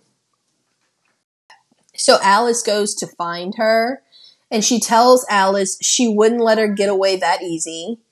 And she pulls out a big fucking knife, and she tries to stab Alice, giving very much Carrie vibes. But just as she's about to stab her, the kids from the cellar start breaking through the walls and attacking Mommy. Because the jig is up at this point. Everybody has gotten so sick of everybody's shit. Absolutely. So they're chasing her around, and they end up chasing her straight into a knife that Alice has picked up. And she gets stabbed right in the stomach. I loved it. Justice. So she pulls the knife out and she tries to attack Alice one more time before she gets taken over and killed by the kids from the cellar. Her body is then thrown down the stairs of the basement and lands dead at Daddy's feet. So now Daddy is seething at this point, and he can hear Fool in his vault, so he runs in to shoot him. But Fool has very quickly and very cleverly set up a trap for him and rigged some explosives so that if Daddy tries to shoot him, he's going to set off the explosives, blowing up the house, killing Daddy, him, everybody in this bitch. He said, I don't want to have to kill you, but I don't like you much anyway. So don't tempt me. I'm tired of fucking around here. Right. Well, Daddy does tempt him. He raises his gun to shoot him, and so Fool does exactly what he says, and he sets off the explosives, blowing the house, killing Daddy, and it ends up raining all this money down into the streets for all the people gathered there to collect. I like that. Yeah. Now all the kids that have been trapped in the cellar, all the people under the stairs, they escape into the night. Everyone cheers, and then the credits start to roll. So everybody is free. Didn't that seem kind of like... I liked it, but I was just like... That ending. Yeah, the ending is kind of silly because the movie itself is like kind of silly in a lot of ways. It's very campy, mixed with like really heavy subject matter and like really gory parts, but it's like kind of silly. How do you feel? He's like, I feel like $1 million. Yeah. It's just like this perfect happy, everybody's happy ending. Okay, so the kill count for the movie. So we have Spencer, Leroy, Roach, and Mommy and Daddy. Prince. I know I was going to put Prince, but those are the ones that die over the course of the movie. We know for a fact that Mommy and Daddy have killed way more people. The Rotten Tomatoes is a 70% critic and a 61% audience. And then the IMDb score is a 6.4 out of 10 with 39,000 reviews. Some fun facts. Obviously, this movie has its moments where it can get a little silly, like the ending. Like we said, it is a little campy, but Wes Craven was saying a lot with this movie. He was packing it with a lot of serious subject matter. And he was really trying to do his best to spotlight some issues that were really big at the time, still are, very relevant today. So the movie confronts racism, classism, gentrification, police incompetence, Greed, capitalism, just all of that, just that was going on in early 90s America. Sadly, it really hasn't gotten much better. The Robinsons are obviously very capitalistic, dangerously so. They have no problem trying to push out their predominantly black tenants from neighborhoods. They allow these people to live in really poor conditions. And it's just for the purposes of like getting more money, richer. Yes. And then taking these areas, wiping the black people out of them, and then moving whiter people into them, or what they called clean people. Now, how you gonna call somebody clean? Your house smell like straight up potted meat and ass. Exactly. A salami on ass sandwich. And they're like, oh, we want to get clean people in here. Like, how dare you? You put some piece of lunch meat between your ass cheeks. And that's what your fucking house smells like. And you have the nerve, the audacity. The audacity. I read this thing. I thought that it was like a quote about the movie, and it says it depicts capitalism as a ghoulish, nefarious force that brutally oppresses the literally starving and abused underclass and props up an ownership class that isn't just depicted as being greedy and immoral, but relentlessly evil. And I thought that that really summed up the movie. The movie, yeah. I agree. In a very progressive move on Wes Craven's part, so Fool, Brandon Adams, is the main character in this movie, which was extremely rare for that period. I mean, it was extremely rare until just recently, and even recently, people still have issues with Black people being the main characters. And it isn't just that Fool is a sole Black character. I mean, Wes Craven did a really good job stacking the movie with a lot of Black talent. And I feel like Wes has always been a real one. So that's part of the reason that we chose this particular movie for the Black History Month, because just like with Dwayne Jones in Night of the Living Dead, it was a bold move for Wes to cast Brandon Adams as a lead in a movie like this. Another fact, Wes Craven based the story of The People Under the Stairs in part on a real world incident. So in 1978, there were some burglars who broke into a Los Angeles home in a wealthier neighborhood. When the police showed up, shockingly, totally unrelated to the burglars, they discovered that the couple that were living in the home had locked their 2 children in the basement of the home and just were like kind of holding them prisoner there. So Wes read about that and then expanded that entire idea into this movie. The couple in the movie, Mommy and Daddy, so they are played by 2 actors that starred as also a very strange couple on the show Twin Peaks. Nadine and Ed Hurley are the characters.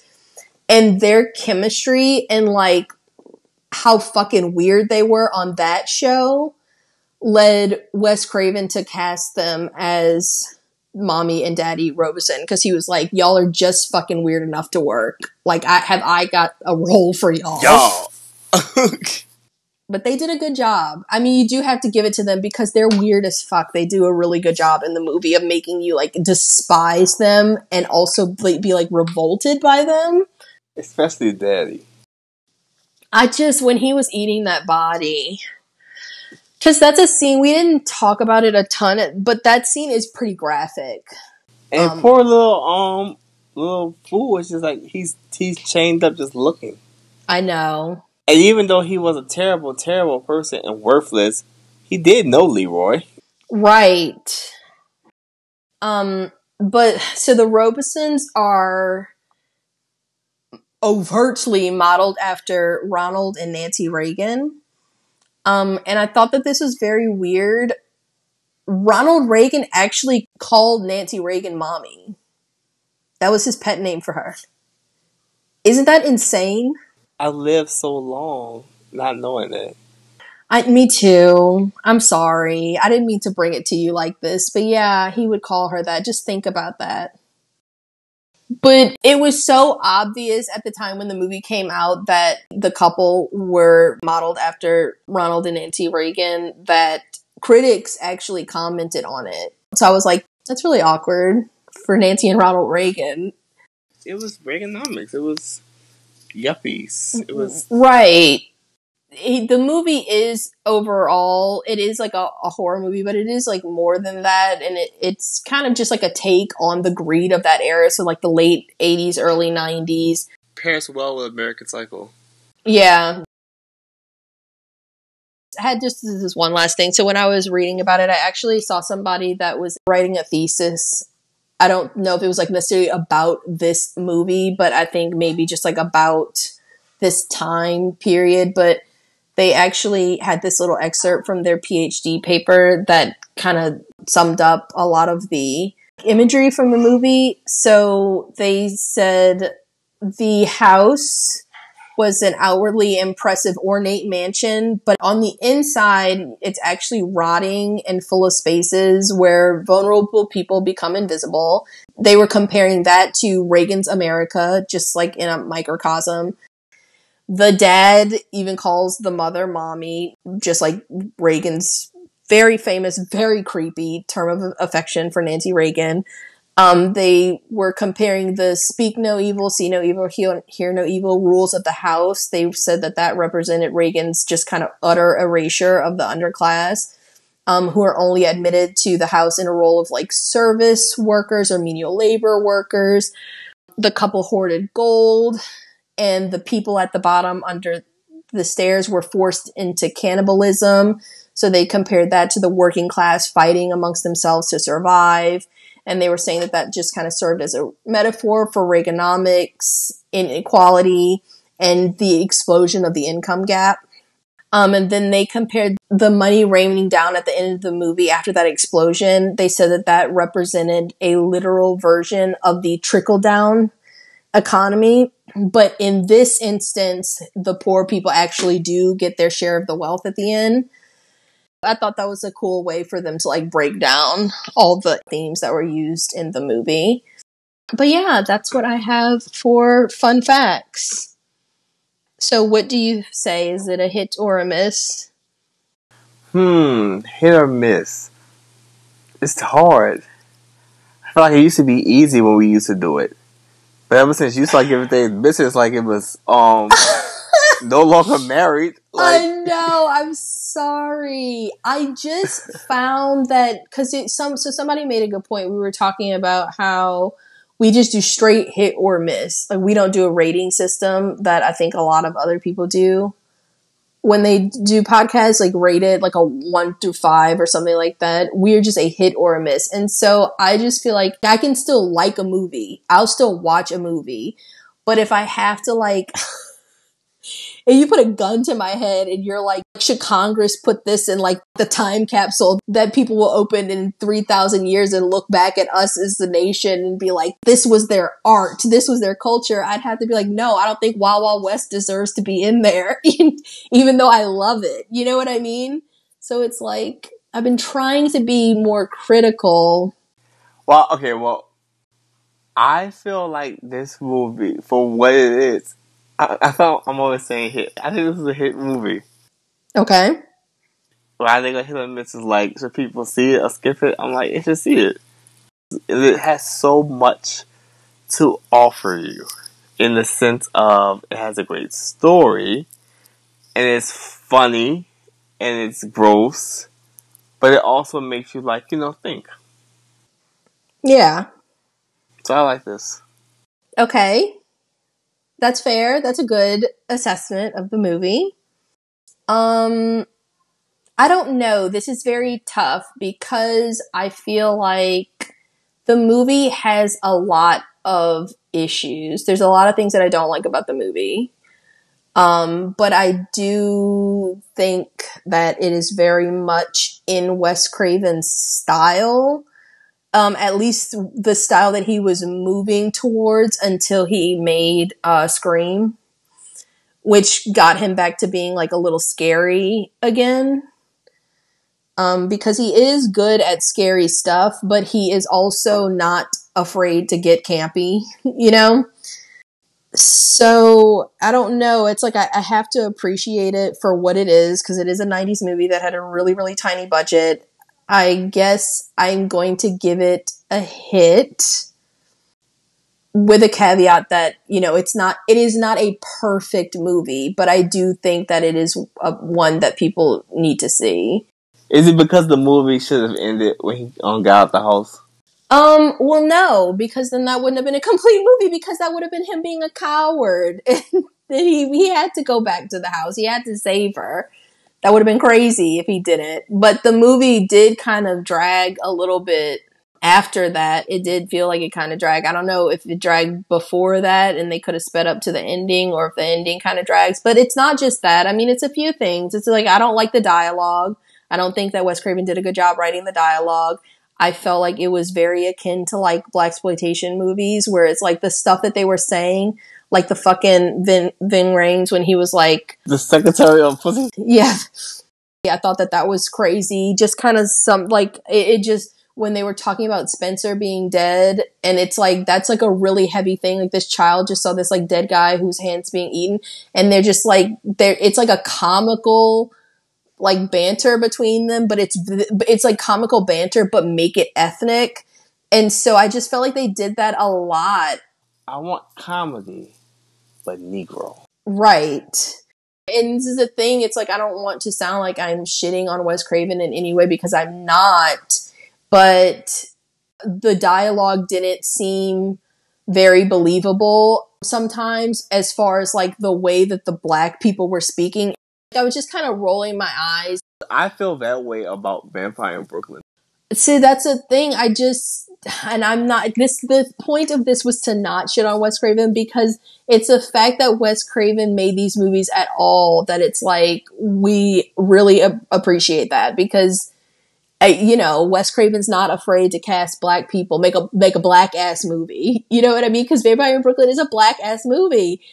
But it's like the dialogue, it's like, I know these actors don't speak that way. So I'm just like, Well, he gets better. He gets better writing for black people. Well, maybe he doesn't get better, but well, I guess Kevin Williamson is better. Is better. Okay, yes. that's what I meant. Okay, well, hell. And that's fine. I was like, I think Wes Craven is like always down for the cause. The fact that he even made this movie. So that's how I feel about it. I'm not saying that I don't like the movie. I'm saying that there's tiny things that kind of irritate me. I just always, it's like a pet peeve of mine in movies for black people to talk real crazy because I don't talk real crazy. I know that these actors don't speak that way. And so when they do, I just kind of feel a little weird about that. And knowing that Wes Craven wrote this and knowing that he like wrote this dialogue, it's just, I don't know, it's just kind of, She gave it a hit. It took everything out of her. Let us know what you think on social media platforms. That's Instagram, our Facebook, and also on our YouTube channel. All Did You Get That on Film? As well as our Gmail if you don't have any social media and you do just want to let us know or just have any suggestions for any episodes or just any feedback you want to give. That is also Did You Get That on Film at gmail.com. And do us a favor and leave a review and a rating. It really helps us, but it also helps more people discover the podcast. And yeah, we will be back next week, you guys, with a brand new episode. A brand new episode. So, see you then. And thank you for listening. Bye!